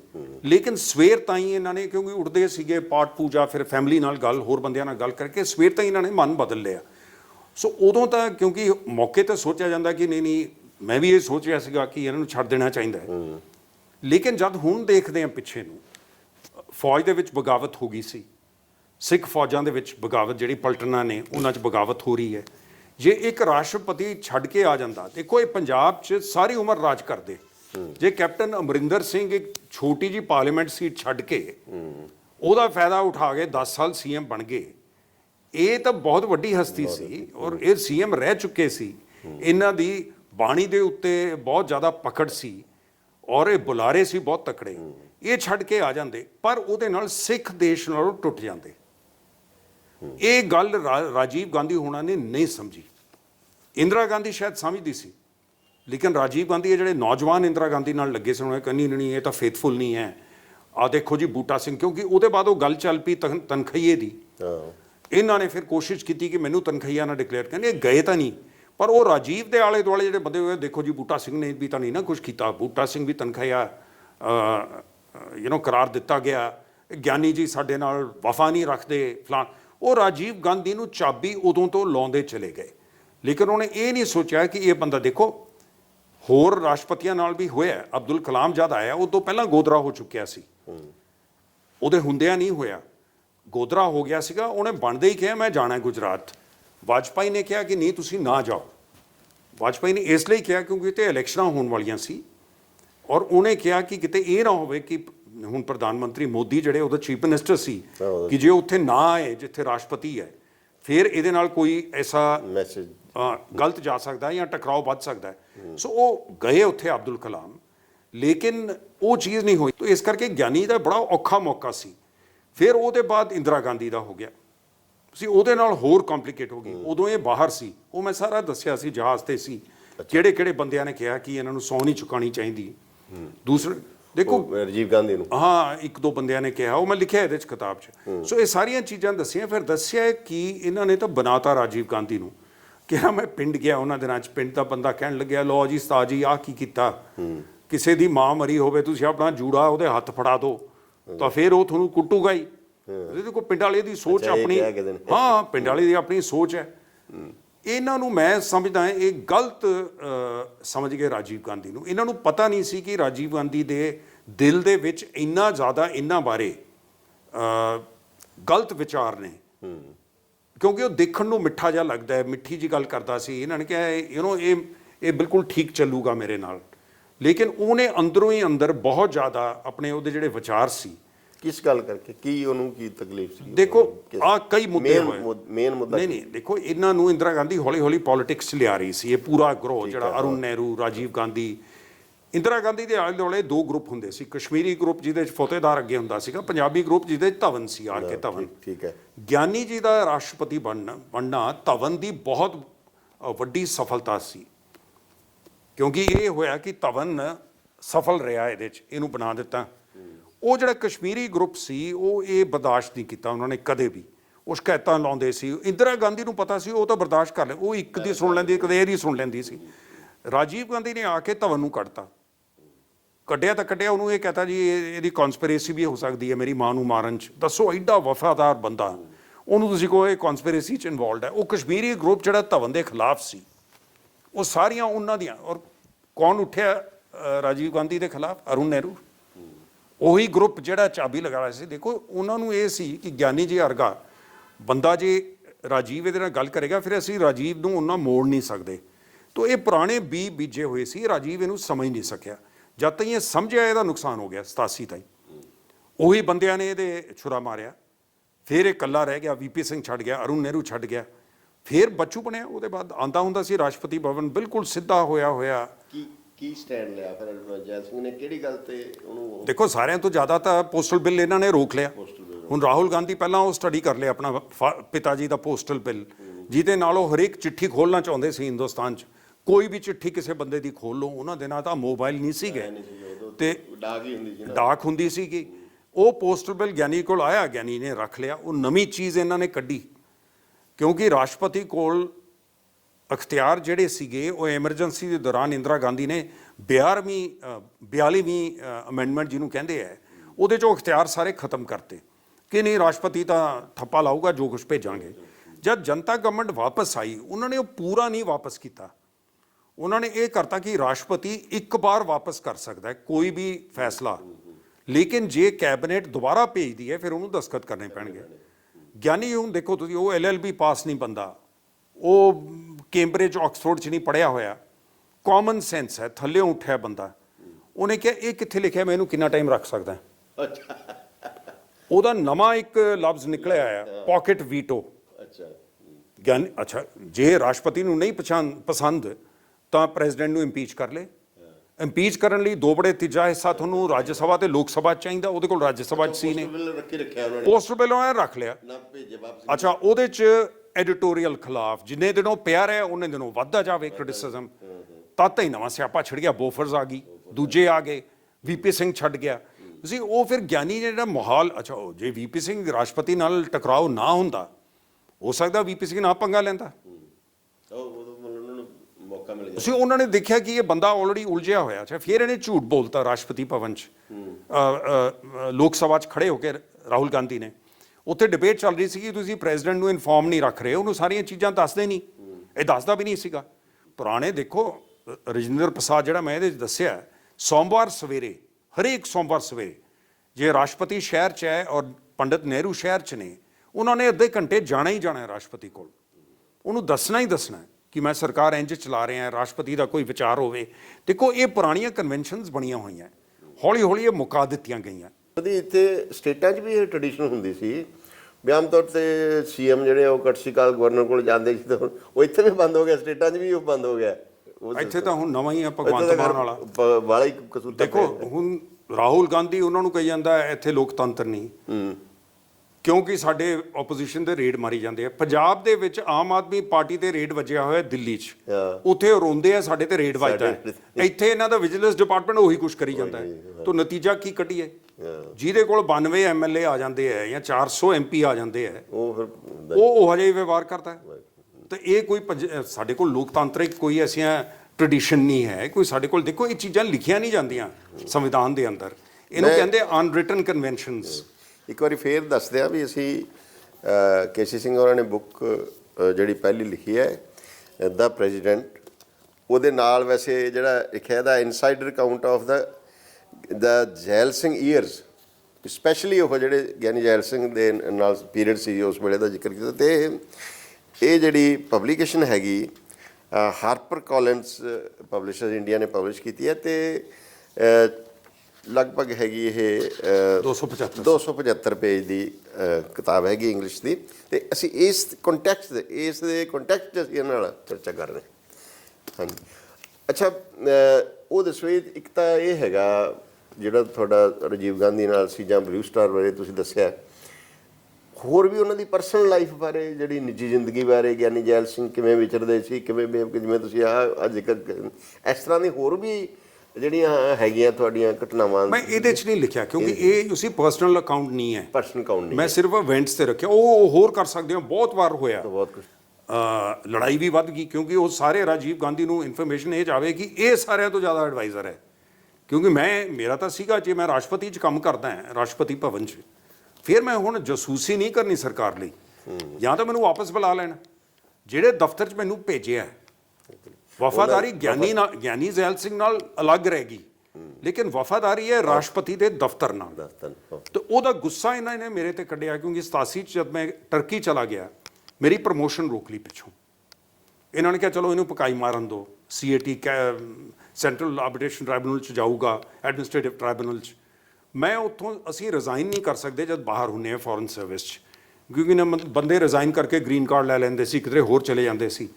ਮੈਂ ਫੋਰਨ ਸੈਕਟਰੀ ਨੂੰ ਚਿੱਠੀ ਲਿਖੀ ਕਿ ਮੈਨੂੰ ਰਿਜ਼ਾਈਨ ਕਰਨ ਦੀ ਇਜਾਜ਼ਤ ਲੈਣ ਲਈ ਮੇਰੀ ਪੋਸਟਿੰਗ ਵਾਪਸ ਕੀਤੀ ਜਾਵੇ। ਅੱਛਾ, ਉਹ ਚਿੱਠੀ ਪਹੁੰਚ ਗਈ, ਇੱਥੇ ਤਸੱਲੀ ਮਚ ਗਈ ਹੋਣੀ ਹੈ ਕਿਉਂਕਿ ਅਗਲੀ ਇਲੈਕਸ਼ਨ ਆ ਰਹੀ ਸੀ। ਗਿਆਨੀ ਤਾਂ ਹਲੇ ਰੇਸਕੋਰਸ ਰੋਡ ਤੇ ਘਰ ਲੈ ਲਿਆ ਸੀ, ਇਹ ਬੰਦਿਆਂ ਨੂੰ ਮਿਲਦੇ ਸੀ। ਸੋ ਉਹ 3-4 ਮਹੀਨੇ ਨਿਕਲ ਗਏ, ਉਹ ਦੱਸੀ ਹੈ ਮੈਂ ਸਾਰੀ ਕਹਾਣੀ। ਉਹਦੇ ਬਾਅਦ ਆਪੇ ਪ੍ਰਮੋਟ, ਅਗਲੇ ਬੈਚ ਨਾਲ ਜਦ ਨਾ ਗਏ, ਮੈਂ ਤਾਂ ਬੱਚੇ ਚੰਡੀਗੜ੍ਹ ਭੇਜਤੇ, ਮੈਂ YPS 'ਚ ਪਾਤੇ ਬੱਚੇ, ਵਾਈਫ ਔਰ ਬੱਚੇ ਇੱਥੇ ਹੀ ਆ ਗਏ ਸਾਰੇ। ਮੈਂ ਕਿਹਾ ਇਹਨਾਂ ਨੂੰ ਚੰਡੀਗੜ੍ਹ ਠੀਕ ਹੈ, ਜੇ ਨਹੀਂ ਹੈ ਤਾਂ ਸੋ ਇਹ ਕਿਤਾਬ ਜਾਂ ਤਾਂ ਉਦੋਂ ਲਿਖੀ ਜਾਣੀ ਸੀ, ਅੱਛਾ, ਜੇ ਮੈਂ ਛੱਡ ਕੇ ਆ ਜਾਂਦਾ, ਜਾਂ ਫਿਰ ਜਦ ਮੈਂ ਤਹਿਰਾਨ 'ਚ ਸੀ, ਮਨਮੋਹਨ ਸਿੰਘ ਦੀ ਗਵਰਨਮੈਂਟ ਦੁਬਾਰਾ ਆਈ, ਇਹਨਾਂ ਨੇ ਉਹੀ ਕੰਮ ਫਿਰ ਸ਼ੁਰੂ ਕਰ ਲਿਆ। ਨਟਵਰ ਸਿੰਘ ਜੀ ਵਿਦੇਸ਼ ਮੰਤਰੀ ਲੱਗ ਗਏ, ਕਿਸੇ ਨੇ ਜਾ ਕੇ ਚਾਬੀ ਲਾਤੀ, ਉਹ ਕੇਸੀ ਤਾਂ ਜੀ ਗਿਆਨੀ ਨਾਲ ਸੀ। ਅੱਛਾ, ਤੇ ਉਹ ਸ਼ਾਮ ਸਰਨ ਦਾ ਮੈਨੂੰ ਫੋਨ, ਗਿਆਨੀ ਦੀ ਲੀਗੇਸੀ ਜਿਹੜੀ ਹੈ ਉਹ ਤੁਹਾਡੇ ਨਾਲ ਤੰਗ ਕਰਦੀ ਰਹੀ। ਉਹ ਹਾਂ, ਜੇ ਕਿਸੇ ਨੇ ਚਾਬੀ ਨਹੀਂ, ਫਾਇਦਾ ਵੀ ਹੋਇਆ। ਅਸੀਂ ਵਾਜਪਾਈ ਨੇ ਮੈਨੂੰ ਸਪੋਕਸਮੈਨ ਲਾਇਆ, ਜਿਹੜੀ ਕਿ ਸਾਰਿਆਂ ਤੋਂ ਅਹਿਮ ਪੋਜੀਸ਼ਨ ਜੁਆਇੰਟ ਸੈਕਟਰੀ ਦੀ ਮੰਨੀ ਜਾਂਦੀ ਹੈ। ਉਹ ਅਰੁਣ ਜੇਤਲੀ ਵਗੈਰਾ, ਪ੍ਰਭੂ ਚਾਵਲਾ, ਇਹਨਾਂ ਨੇ ਜਾ ਕੇ ਕਿਹਾ, ਇਹ ਜਾਣਦੇ ਸੀ ਸਾਰੀ ਪੁਰਾਣੀ ਗੱਲ। ਉਹਨਾਂ ਨੇ ਕਿਹਾ ਕੌਣ ਹੈ ਜਿਹੜਾ ਕਾਂਗਰਸ ਨੂੰ ਜਿਹਨੇ ਤੰਗ ਕੀਤਾ। ਸੋ ਵਾਜਪਾਈ ਸਾਹਿਬ ਮੈਨੂੰ ਸਪੋਕਸਮੈਨ ਲਾਇਆ, ਮੈਨੂੰ ਆਬੂ ਧਾਬੀ ਭੇਜਿਆ, ਮੈਨੂੰ ਤਹਿਰਾਨ ਭੇਜਿਆ। ਸੋ ਫਾਇਦਾ ਵੀ ਉਹਦੇ 'ਚ ਉਠਾਇਆ, ਲੇਕਿਨ ਉਹ ਚੀਜ਼ ਫੇਰ ਆ ਗਈ। ਪਰ ਉਹ ਨਟਵਰ ਸਿੰਘ ਜੀ ਫਿਰ ਉਹ ਮੈਂ ਦੱਸੀ ਇਹਦੇ 'ਚ ਪਰ ਕੀ ਜਿਹੜੀ ਤੁਹਾਡੇ ਸਾਰੀ ਇਹਦੇ ਕੋਈ ਹੋਣ ਵਾਸਤੇ ਲੈਸਨਸ ਵੀ ਜਿਹੜੇ ਤੁਸੀਂ ਵੀ ਹੁਣ, ਕਿਉਂਕਿ ਹੁਣ ਜਿਹੜੇ ਮਤਲਬ ਇਹ ਸਮਝ ਆ ਜਾਂਦਾ ਹੁਣ ਵੀ ਰਾਸ਼ਟਰਪਤੀ ਦਾ ਤਾਂ ਇਸ ਤਰ੍ਹਾਂ ਵੀ, ਕਿਉਂਕਿ ਜਿਹੜੀ ਗਵਰਨਮੈਂਟ ਹੈਗੀ ਜਿਹਦੀ ਮੈਜੋਰਟੀ ਉਹਦੀ ਮਰਜ਼ੀ ਦਾ ਬਣਦਾ ਰਾਸ਼ਟਰਪਤੀ, ਅਤੇ ਜੋ ਉਹਨੇ ਫੈਸਲੇ ਕਰਨੇ ਉਹਨੇ ਮੰਨੇ ਆ।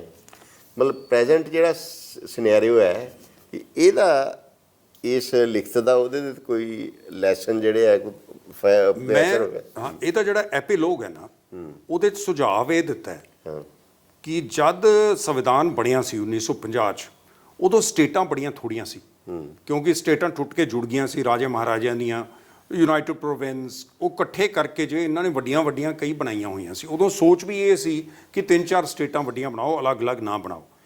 ਹੁਣ ਦੇਖੋ 56 'ਚ ਬਣੀਆਂ, ਫਿਰ ਪੰਜਾਬ ਨੇ ਲੜ ਕੇ ਬਣਾਇਆ, ਫਿਰ ਹੁਣ ਬਿਹਾਰ ਟੁੱਟ ਗਿਆ, ਨਾਰਥ ਈਸਟ ਹੋ ਗਿਆ, ਦੁਨੀਆ ਭਰ ਦੀਆਂ ਨਵੀਆਂ, ਆਂਧਰਾ ਪ੍ਰਦੇਸ਼ ਟੁੱਟ ਗਿਆ, ਜਿੰਨੀਆਂ ਕੁ ਟੁੱਟਣੀਆਂ ਸੀ ਟੁੱਟ ਲੀਆਂ, ਯੂਪੀ ਦੇ ਇਲਾਵਾ, ਉਹ ਵੀ ਉੱਤਰਾਖੰਡ ਨਿਕਲ ਗਿਆ। ਹੁਣ ਜੇ ਤੁਸੀਂ ਬੈਲੈਂਸ ਕਰਨਾ, ਦੇਖੋ ਜਿਹੜੀ ਅਸੀਂ ਰਾਜ ਸਭਾ ਬਣਾਈ ਹੈ ਉਹ ਅਸੀਂ ਅਮਰੀਕਾ ਦੇ ਸੈਨੇਟ 'ਤੇ ਆਧਾਰ ਕੀ ਰੱਖਿਆ ਉਹਦਾ, ਕਿ ਹਰੇਕ 2 ਸਾਲ ਦੇ ਬਾਅਦ, ਜਿਵੇਂ ਸੈਨੇਟਰ ਹੈ 6 ਸਾਲ ਦੀ ਉਹਨਾਂ ਦੀ ਟਰਮ ਹੈ, 2 ਸਾਲ ਦੇ ਬਾਅਦ ਤੀਜਾ ਹਿੱਸਾ ਬਦਲਣਗੇ। ਲੇਕਿਨ ਇੱਕ ਚੀਜ਼ ਜਿਹੜੀ, ਅੱਛਾ ਫਿਰ ਜਿਹੜਾ ਵਾਈਸ ਪ੍ਰੈਜ਼ੀਡੈਂਟ ਹੈ ਉੱਥੇ ਵੀ ਚੇਅਰਮੈਨ ਉਹ ਸੈਨੇਟ ਦਾ ਹੈ, ਇੱਥੇ ਵੀ ਰਾਜ ਸਭਾ ਦਾ ਉਹ ਚੇਅਰਮੈਨ ਹੈ। ਲੇਕਿਨ ਇੱਕ ਚੀਜ਼ ਅਸੀਂ ਨਹੀਂ ਕੀਤੀ ਜਿਹੜੀ ਅਮਰੀਕਾ 'ਚ ਹੈ, ਉਹਨਾਂ ਨੇ ਜਿਹੜੀ ਸੈਨੇਟ ਦੀ ਮੈਂਬਰਸ਼ਿਪ ਹੈ, ਭਾਵੇਂ ਛੋਟਾ ਸੂਬਾ ਹੋਵੇ ਭਾਵੇਂ ਵੱਡਾ, ਕਿਉਂਕਿ ਉਹਨਾਂ ਦੀਆਂ ਸਟੇਟਾਂ ਉਦੋਂ ਸੀਗੀਆਂ ਸਾਰੀਆਂ, ਸੋ ਛੋਟੀਆਂ ਸਟੇਟਾਂ ਨੇ ਕਿਹਾ ਵੀ ਦੇਖੋ ਜਿਹੜੀ ਵੱਡੀ ਸਟੇਟ ਹੈ, ਜੇ ਸਾਰੇ ਹੀ ਪੋਪੂਲੇਸ਼ਨ ਬੇਸਡ ਹੋਣਗੇ ਫਿਰ ਸਾਨੂੰ ਤਾਂ ਦੱਬ ਲੈਣਗੇ। ਉਹਨਾਂ ਨੇ ਕਿਹਾ ਇੱਕ ਜਿਹੜਾ ਹਾਊਸ ਹੈ ਉਹ ਪੋਪੂਲੇਸ਼ਨ 'ਤੇ ਬੇਸ ਕਰੋ, ਇੱਕ ਜਿਹੜਾ ਉਹ ਬੈਲੈਂਸ ਕਰੋ। ਇਹਦਾ ਮਤਲਬ ਜੇ ਮੇਘਾਲਿਆ ਉਹਦੀਆਂ 2 ਸੀਟਾਂ ਹੋਣ, ਯੂਪੀ ਦੀਆਂ ਤੁਸੀਂ 4 ਕਰ ਲਓ, ਸਕੇਲਿੰਗ 2 ਤੋਂ 4 ਕਰ ਲਓ, ਪੰਜਾਬ 'ਚ 3 ਕਰ ਲਓ। ਸੋ ਇਸ ਕਰਕੇ ਇਹ ਹੋਣਾ ਚਾਹੀਦਾ ਹੈ ਕਿ ਹਰੇਕ ਸਟੇਟ ਦਾ ਜਿਹੜੀ ਛੋਟਾ ਸੂਬਾ ਵੀ ਹੈ ਉਹ ਆਪਣੇ ਆਪ ਨੂੰ ਸਮਝੇ ਕਿ ਮੈਂ ਅਪਰ ਹਾਊਸ ਹੈ, ਉਹ ਕਾਊਂਸਲ ਆਫ ਸਟੇਟਸ ਕਹਿੰਦੇ ਆ ਨਾ ਉਹਨੂੰ, ਜੇ ਸਟੇਟਾਂ ਦੀ ਕਾਊਂਸਲ ਹੈ ਉਹ ਤਬਦੀਲੀ, ਦੇਖੋ ਜੇ ਨਹੀਂ ਅਗਲੀ ਜਿਹੜੀ ਡੀਲਿਮਿਟੇਸ਼ਨ ਹੋਗੀ, ਯੂਪੀ ਬਿਹਾਰ ਹਿੰਦੀ ਬੈਲਟ ਦੀਆਂ ਸੀਟਾਂ ਇੰਨੀਆਂ ਵੱਧ ਜਾਣੀਆਂ ਕਿ ਜਿਹੜੀਆਂ ਸਾਊਥ ਦੀਆਂ ਸਟੇਟਾਂ ਉਹ ਬਹੁਤ ਤਣਾਅ ਵਧੇਗਾ ਹਿੰਦੁਸਤਾਨ 'ਚ, ਕਿਉਂਕਿ ਉਹਨਾਂ ਦੇ ਉਹ ਤਾਂ ਕਦੇ ਬਣਾ ਹੀ ਨਹੀਂ ਸਕਦੇ, ਫਿਰ ਤਾਂ ਪਰਮਾਨੈਂਟਲੀ ਇਹਨਾਂ ਸਟੇਟਾਂ 'ਚੋਂ ਪ੍ਰਧਾਨ ਮੰਤਰੀ ਬਣੇਗਾ, ਪੋਪੂਲੇਸ਼ਨ ਬੇਸ ਹੋ ਗਿਆ। ਸੋ ਉਹ ਜੇ ਜਦ ਤਾਈਂ ਤੁਸੀਂ ਰਾਜ ਸਭਾ ਦੀ ਰੀਬੈਲੈਂਸਿੰਗ ਨਹੀਂ ਕਰਦੇ, ਕਿਉਂਕਿ ਜਿਹੜਾ ਵਾਈਸ ਪ੍ਰੈਜ਼ੀਡੈਂਟ ਬਣਨਾ ਦੋਨਾਂ 'ਚ ਵੋਟਾਂ ਪਾ ਕੇ ਬਣਨਾ, ਨਹੀਂ ਤਾਂ ਹੁਣ ਤੁਸੀਂ ਦੇਖੋ ਵਾਈਸ ਪ੍ਰੈਜ਼ੀਡੈਂਟ ਕੀ ਕਰਨ ਲੱਗੇ ਹੋਏ ਆ। ਮੈਂ ਉਦੋਂ ਟਵੀਟ ਕੀਤਾ, ਰਾਧਾ ਕ੍ਰਿਸ਼ਨਨ ਨੇ ਕੀ ਕਿਹਾ ਜਦ ਇਹ ਰਾਜ ਸਭਾ 'ਚ ਪਹਿਲੇ ਦਿਨ ਗਏ ਵਾਈਸ ਪ੍ਰੈਜ਼ੀਡੈਂਟ ਬਣ ਕੇ ਚੇਅਰ ਕਰਨ, ਮੈਂ ਅੱਜ ਤੋਂ ਕਿਸੇ ਵੀ ਪਾਰਟੀ 'ਚ ਨਹੀਂ ਹੈ, ਉਹਦਾ ਮਤਲਬ ਇਹ ਹੈ ਮੈਂ ਹਰੇਕ ਪਾਰਟੀ 'ਚ ਹੈ। ਉਹ ਹੁਣ ਤੁਸੀਂ ਦੇਖੋ ਕੀ ਹੋ ਰਿਹਾ ਰਾਜ ਸਭਾ 'ਚ, ਇਹ ਨਹੀਂ ਬਦਲ ਸਕਦਾ ਜਦ ਤੱਕ ਤੁਸੀਂ ਰਾਜ ਸਭਾ 'ਚ ਤਬਦੀਲੀ ਨਹੀਂ ਲਿਆਉਂਦੇ। ਆਪੋਜੀਸ਼ਨ ਐਵੇਂ ਲੜੀ ਜਾਂਦੀ ਹੈ, ਇਹਨਾਂ ਨੂੰ ਮੁੱਦੇ ਚੱਕਣੇ ਚਾਹੀਦੇ ਆ, ਉਹ ਰਾਸ਼ਟਰਪਤੀ ਤੇ ਵੀ ਅਸਰ ਪਏਗਾ। ਫਿਰ ਹਰੇਕ ਰੂਲਿੰਗ ਪਾਰਟੀ ਧੱਕੇ ਨਾਲ ਆਪਣਾ, ਕਿਉਂਕਿ ਕਈ ਸਟੇਟਾਂ 'ਚ ਤਾਂ ਨਹੀਂ ਹੈ ਇਹਨਾਂ ਦੀ ਮੈਜੋਰਿਟੀ, ਤੁਹਾਨੂੰ ਇਹੋ ਜਿਹਾ ਰਾਸ਼ਟਰਪਤੀ ਬਣਾਉਣਾ ਪਊਗਾ ਜਿਹੜਾ ਸਾਂਝਾ ਹੋਵੇ, ਜਿਹੜਾ ਸਿਆਣਾ ਹੋਵੇ, ਜਿਹੜਾ ਰੈਫਰੀ ਬਣ ਸਕੇ। ਅਸੀਂ ਕਈ ਵਾਰ ਕਹਿੰਦੇ ਨੇ ਜੀ ਸੁਪਰੀਮ ਕੋਰਟ, ਹਰੇਕ ਬੰਦਾ ਸੁਪਰੀਮ ਕੋਰਟ 'ਚ ਭੱਜਦਾ, ਹੁਣ ਸੁਪਰੀਮ ਕੋਰਟ ਨਹੀਂ, ਹਰੇਕ ਚੀਜ਼ ਦਾ ਕਾਨੂੰਨ ਦੇ ਰਾਹੀਂ ਹੱਲ ਨਹੀਂ ਹੁੰਦਾ। ਜਿਹੜੇ ਸਿਆਸੀ ਮੁੱਦੇ ਹੈ ਉਹ ਨਹੀਂ ਕਰ ਸਕੀ। ਇਹਨਾਂ ਨੇ ਕੀ ਕੀਤਾ, ਕਿਸਾਨੀ ਅੰਦੋਲਨ ਤੇ ਆਰਡਰ ਪਾਸ ਕਰਤਾ ਕਿਸੇ ਨੇ, ਪਾਣੀ ਜਿਹੜਾ ਪੰਜਾਬ ਦਾ ਆਰਡਰ ਪਾਸ ਕਰਤਾ ਸੁਪਰੀਮ ਕੋਰਟ ਨੇ, ਕੌਣ ਕਰੂਗਾ ਇਹਨੂੰ ਲਾਗੂ? ਜਿਹੜੀਆਂ ਕੋਰਟਾਂ ਹੈ ਉਹ ਨਹੀਂ, ਉਹ ਸਿਰਫ ਕਾਨੂੰਨ ਦੇ ਮੁੱਦੇ, ਕੁਝ ਮੁੱਦਿਆਂ ਤੇ ਉਹ ਆਪਣਾ ਫੈਸਲਾ ਦੇ ਸਕਦੇ ਆ, ਲੇਕਿਨ ਸਿਆਸੀ ਮੁੱਦਿਆਂ ਲਈ ਇੱਕੋ ਹੀ ਰੈਫਰੀ ਹੈ ਜਿਹੜਾ ਸੰਵਿਧਾਨ ਨੇ ਬਣਾਇਆ, ਉਹ ਹੈ ਰਾਸ਼ਟਰਪਤੀ। ਔਰ ਜੇ ਰਾਸ਼ਟਰਪਤੀ ਸਿਰਫ ਰਬਰ ਸਟੈਂਪ ਹੀ ਹੈ ਫਿਰ ਤਾਂ ਹਿੰਦੁਸਤਾਨ ਦਾ ਭਵਿੱਖ ਚੰਗਾ ਨਹੀਂ ਹੈ, ਕਿਉਂਕਿ ਇਹ ਰੈਫਰੀ ਨੂੰ, ਔਰ ਗਿਆਨੀ ਜੀ ਨੇ ਦਿਖਾਇਆ ਇਹ ਕਿ IAS ਇਹਨਾਂ ਨੇ ਸ਼ੁਰੂ 'ਚ ਹੀ ਗਲਤੀ ਕੀਤੀ, ਕਹਿੰਦਾ ਜੇ ਇੰਦਰਾ ਗਾਂਧੀ ਮੈਨੂੰ ਕਹੇ ਮੈਂ ਝਾੜੂ ਵੀ ਮਾਰ ਦੂੰਗਾ, ਉਹ ਇੰਨੀ ਇਹਨਾਂ ਦੀ ਤੁਲਨਾ ਇਸ ਗੱਲ ਦੀ ਕੀਤੀ ਕਿ ਜੀ ਰਾਸ਼ਟਰਪਤੀ ਦੇਖੋ ਇਹਨਾਂ ਨੂੰ ਬਣਾਇਆ। ਲੇਕਿਨ ਜੇ ਰਾਜੀਵ ਗਾਂਧੀ ਇਹਨਾਂ ਨਾਲ ਪੰਗਾ ਨਾ ਲੈਂਦਾ, ਇਹਨਾਂ ਨੂੰ ਇੱਜ਼ਤ ਨਾਲ ਇਹਨਾਂ ਨਾਲ ਵਿਵਹਾਰ ਕਰਦਾ, ਤਾਂ ਇਹ ਵੀ ਆਪਣੇ 5 ਸਾਲ ਕੱਢ ਜਾਂਦੇ ਉਵੇਂ ਹੀ ਜਿਵੇਂ ਦੂਜੇ ਪ੍ਰੈਜ਼ੀਡੈਂਟ ਕੱਢਦੇ ਆ। ਲੇਕਿਨ ਉਹਨੇ ਵਿਵਹਾਰ ਨਾ ਠੀਕ ਕਰਨ ਨਾਲ ਕਿ ਉਹ ਬੰਦੇ ਨੇ ਫਿਰ ਕੱਢ ਕੇ ਦਿਖਾਇਆ ਕਿ ਜਿਹੜਾ BK ਨਹਿਰੂ ਨੂੰ ਜਿਹੜੀ ਚੀਜ਼ ਨਜ਼ਰ ਆਉਂਦੀ ਸੀ, ਉਹਨੇ ਫਿਰ ਗੋਡੇ ਟਿਕਾਤੇ ਰਾਜੀਵ ਗਾਂਧੀ ਦੇ ਰਿਟਾਇਰ ਹੋਣ ਤੋਂ ਪਹਿਲਾਂ। ਨਜ਼ਲਾ ਮੇਰੇ ਤੇ ਗਿਰਿਆ ਕਿਉਂਕਿ ਮੈਂ ਤਾਂ ਹਲੇ ਸਰਵਿਸ ਸੀ ਨਾ, ਗਿਆਨੀ ਦਾ ਕੁਝ ਕਰ ਨਹੀਂ ਸਕਿਆ ਉਹ। ਚਲੋ ਕੋਈ ਨਹੀਂ, ਅੱਜ ਆ ਕਿਤਾਬ ਨਾ ਲਿਖੀ ਜਾਂਦੀ ਜੇ ਆ ਨਾ ਹੁੰਦਾ। ਅੱਛਾ, ਹੁਣ ਇਹਦੀ ਜਿਹੜਾ ਹੈਗਾ ਪੰਜਾਬੀ ਵੀ ਵਰਸ਼ਨ ਵੀ ਉਹਨਾਂ ਨਾਲ ਗੱਲ ਕਰਾਂਗੇ। ਪਹਿਲਾਂ ਦੇਖਦੇ ਹਾਂ ਅੰਗਰੇਜ਼ੀ ਦੀ ਕਿਵੇਂ ਚੱਲਦੀ ਹੈ, ਕਿਵੇਂ ਵਿਕਦੀ ਹੈ। ਪਰ ਕਿਉਂਕਿ ਪੰਜਾਬ 'ਚ ਇਹਦਾ ਉਹ ਹੈਗਾ, ਹੋ ਸਕਦਾ ਇਹ ਤਾਂ ਹਿੰਦੀ ਤੇ ਹੋਰ ਪੰਜਾਬੀ। ਕੋਈ ਉਗੜਵਾਂ ਐਸਪੈਕਟ, ਕਿਉਂਕਿ ਮੈਂ ਤਾਂ ਅਜੇ ਪੜ੍ਹੀ ਨਹੀਂ ਅੱਜ ਦਾ, ਜੇ ਦੇਖੀਏ ਕੋਈ ਉਗੜਵਾਂ ਐਸਪੈਕਟ ਜਿਹੜਾ ਤੁਸੀਂ ਚਾਹੁੰਦੇ ਹੋ ਵੀ ਇਹ ਲੋਕਾਂ ਨੂੰ ਦੱਸਣਾ ਵੀ ਇਹ ਹੈਗਾ? ਨਹੀਂ, ਮੈਂ ਇਹੀ ਦੱਸਣਾ ਚਾਹੁੰਦਾ ਕਿ ਰਾਸ਼ਟਰਪਤੀ, ਇਹ ਕਹਿਣਾ ਕਿ ਰਾਸ਼ਟਰਪਤੀ ਕੋਲ ਪਾਵਰ ਨਹੀਂ ਹੈ, ਉਹਦੇ ਕੋਲ ਤਾਕਤ ਨਹੀਂ ਹੈ, ਇਹ ਐਵੇਂ ਬਣਾਈਆਂ ਹੋਈਆਂ ਗੱਲਾਂ। ਮਤਲਬ ਤੁਹਾਡਾ ਮਤਲਬ ਉਹਦੇ 'ਚ ਕੋਈ ਪਾਵਰ ਹੈਗੀ ਹੈ, ਉਹਨੂੰ ਸਕਿਲਫੁਲੀ ਵਰਤਣਾ ਆਉਂਦਾ, ਉਹਦੇ ਕੋਲ ਮੋਰਲ ਫੋਰਸ ਹੈ। ਇੰਟੈਂਸ਼ਨ ਦੀ ਗੱਲ ਹੈ ਵੀ ਜੇ ਉਹਦੇ ਕੋਲ ਜਿਹੜੀ ਅੰਦਰਲੀ ਤਾਕਤ ਹੈ ਇੱਕ ਰਾਸ਼ਟਰਪਤੀ ਕੋਲ ਦੇਸ਼ ਨੂੰ ਆਪਣੇ ਨਾਲ ਜੋੜਨ ਦੀ, ਔਰ ਜੇ ਦੇਖੋ ਸਿਰਫ 2 ਰਾਸ਼ਟਰਪਤੀ ਹੁਣ ਤਾਂ ਹੀ ਹੋਏ ਹੈ ਜਿਨ੍ਹਾਂ ਨੇ MLA ਰਾਸ਼ਟਰਪਤੀ ਭਵਨ 'ਚ ਲਿਆ ਕੇ ਗਿਣੇ ਨੇ। ਪਹਿਲਾ ਸੀ ਰਾਧਾ ਕ੍ਰਿਸ਼ਨਨ, ਰਾਜਸਥਾਨ 'ਚ ਸੁਤੰਤਰਾ ਪਾਰਟੀ ਨੇ ਰੌਲਾ ਪਾਇਆ, ਸਾਡਾ ਧੱਕੇ ਨਾਲ ਦੂਜਿਆਂ ਨੇ ਸਰਕਾਰ ਬਣਾ ਲਈ, ਇਹਨੇ MLA ਲਿਆ ਕੇ ਗਿਣੇ ਤੇ ਉੱਥੇ ਉਹਦਾ ਨਾ। ਦੂਜੇ ਸੀ ਗਿਆਨੀ ਜੀ, ਉਹ ਵੀ ਰਾਜੀਵ ਗਾਂਧੀ ਹੁਣੀ ਉਸ 'ਤੇ ਨਾਰਾਜ਼ ਹੋਏ ਹੋਣੇ, ਮੁੰਡਿਆਂ ਖੁੰਡਿਆਂ ਨੇ ਕੱਢ ਕੇ NTR ਨੂੰ, ਉਹ ਆਪਰੇਸ਼ਨ ਕਰਾਉਣ ਗਿਆ ਆਪਣੇ ਦਿਲ ਦਾ, ਉਹਨੂੰ ਕੱਢ ਕੇ ਦੂਜੇ ਬੰਦੇ ਨੂੰ, ਰਾਮ ਲਾਲ ਗਵਰਨਰ ਸੀਗਾ, ਸਹੁੰ ਚੁਕਾਤੀ। ਉਹ ਜਦ ਮੋੜਨਾ ਪਿਆ, ਇੰਦਰਾ ਗਾਂਧੀ ਸਮਝ ਗਈ। ਪਹਿਲਾਂ ਬੜਾ ਪ੍ਰੈਸ਼ਰ ਪਾਇਆ ਕਿ ਤੁਸੀਂ ਨਾ ਮਿਲੋ, ਉਹ ਤਾਂ ਇੰਦਰਾ ਗਾਂਧੀ ਦੇ ਹੁੰਦੇ ਹੋਇਆ।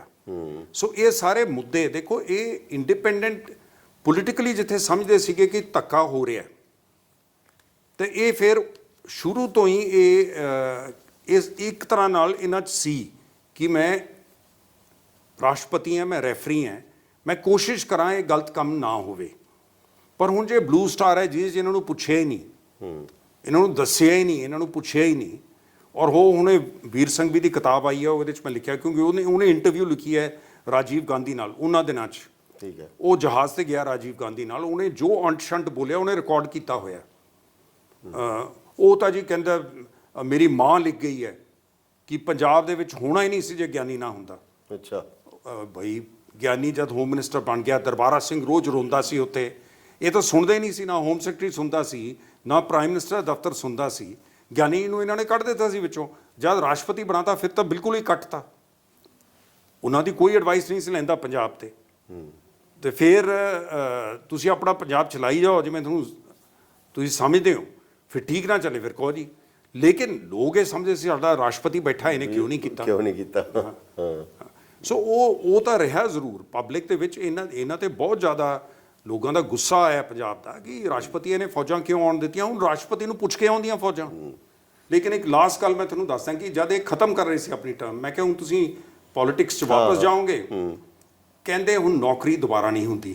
ਅੱਛਾ, ਬੜਾ ਕੋਟੇਬਲ ਕੋਟ ਹੈ ਜੀ, ਕਿ ਨੌਕਰੀਆਂ ਹੀ ਹੈ ਨਾ। ਜੇ ਤੁਹਾਡੀ ਘਰ ਦੀ ਪਾਰਟੀ ਹੈ ਤਾਂ ਠੀਕ ਹੈ, ਆਪ ਆਮ ਆਦਮੀ ਪਾਰਟੀ ਹੈ ਤਾਂ ਕੇਜਰੀਵਾਲ ਦੀ ਨੌਕਰੀ ਕਰ ਲਓ, ਕਾਂਗਰਸ ਹੈ ਤਾਂ ਗਾਂਧੀ ਫੈਮਿਲੀ ਦੀ ਕਰ ਲਓ।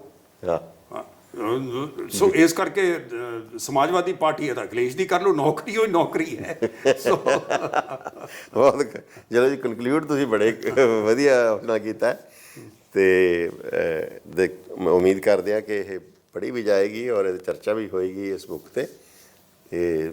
ਇਹਦੇ 'ਚ ਜਿਹੜੀਆਂ ਇਹਨਾਂ ਨੇ ਲਿਖੀਆਂ ਨੇ ਉਹਨਾਂ ਦੀ ਬਹਿਸ ਵੀ ਹੋਏਗੀ, ਕੁਝ ਨਤੀਜਾ ਵੀ ਨਿਕਲੇਗਾ। ਬਹੁਤ ਮਿਹਰਬਾਨੀ।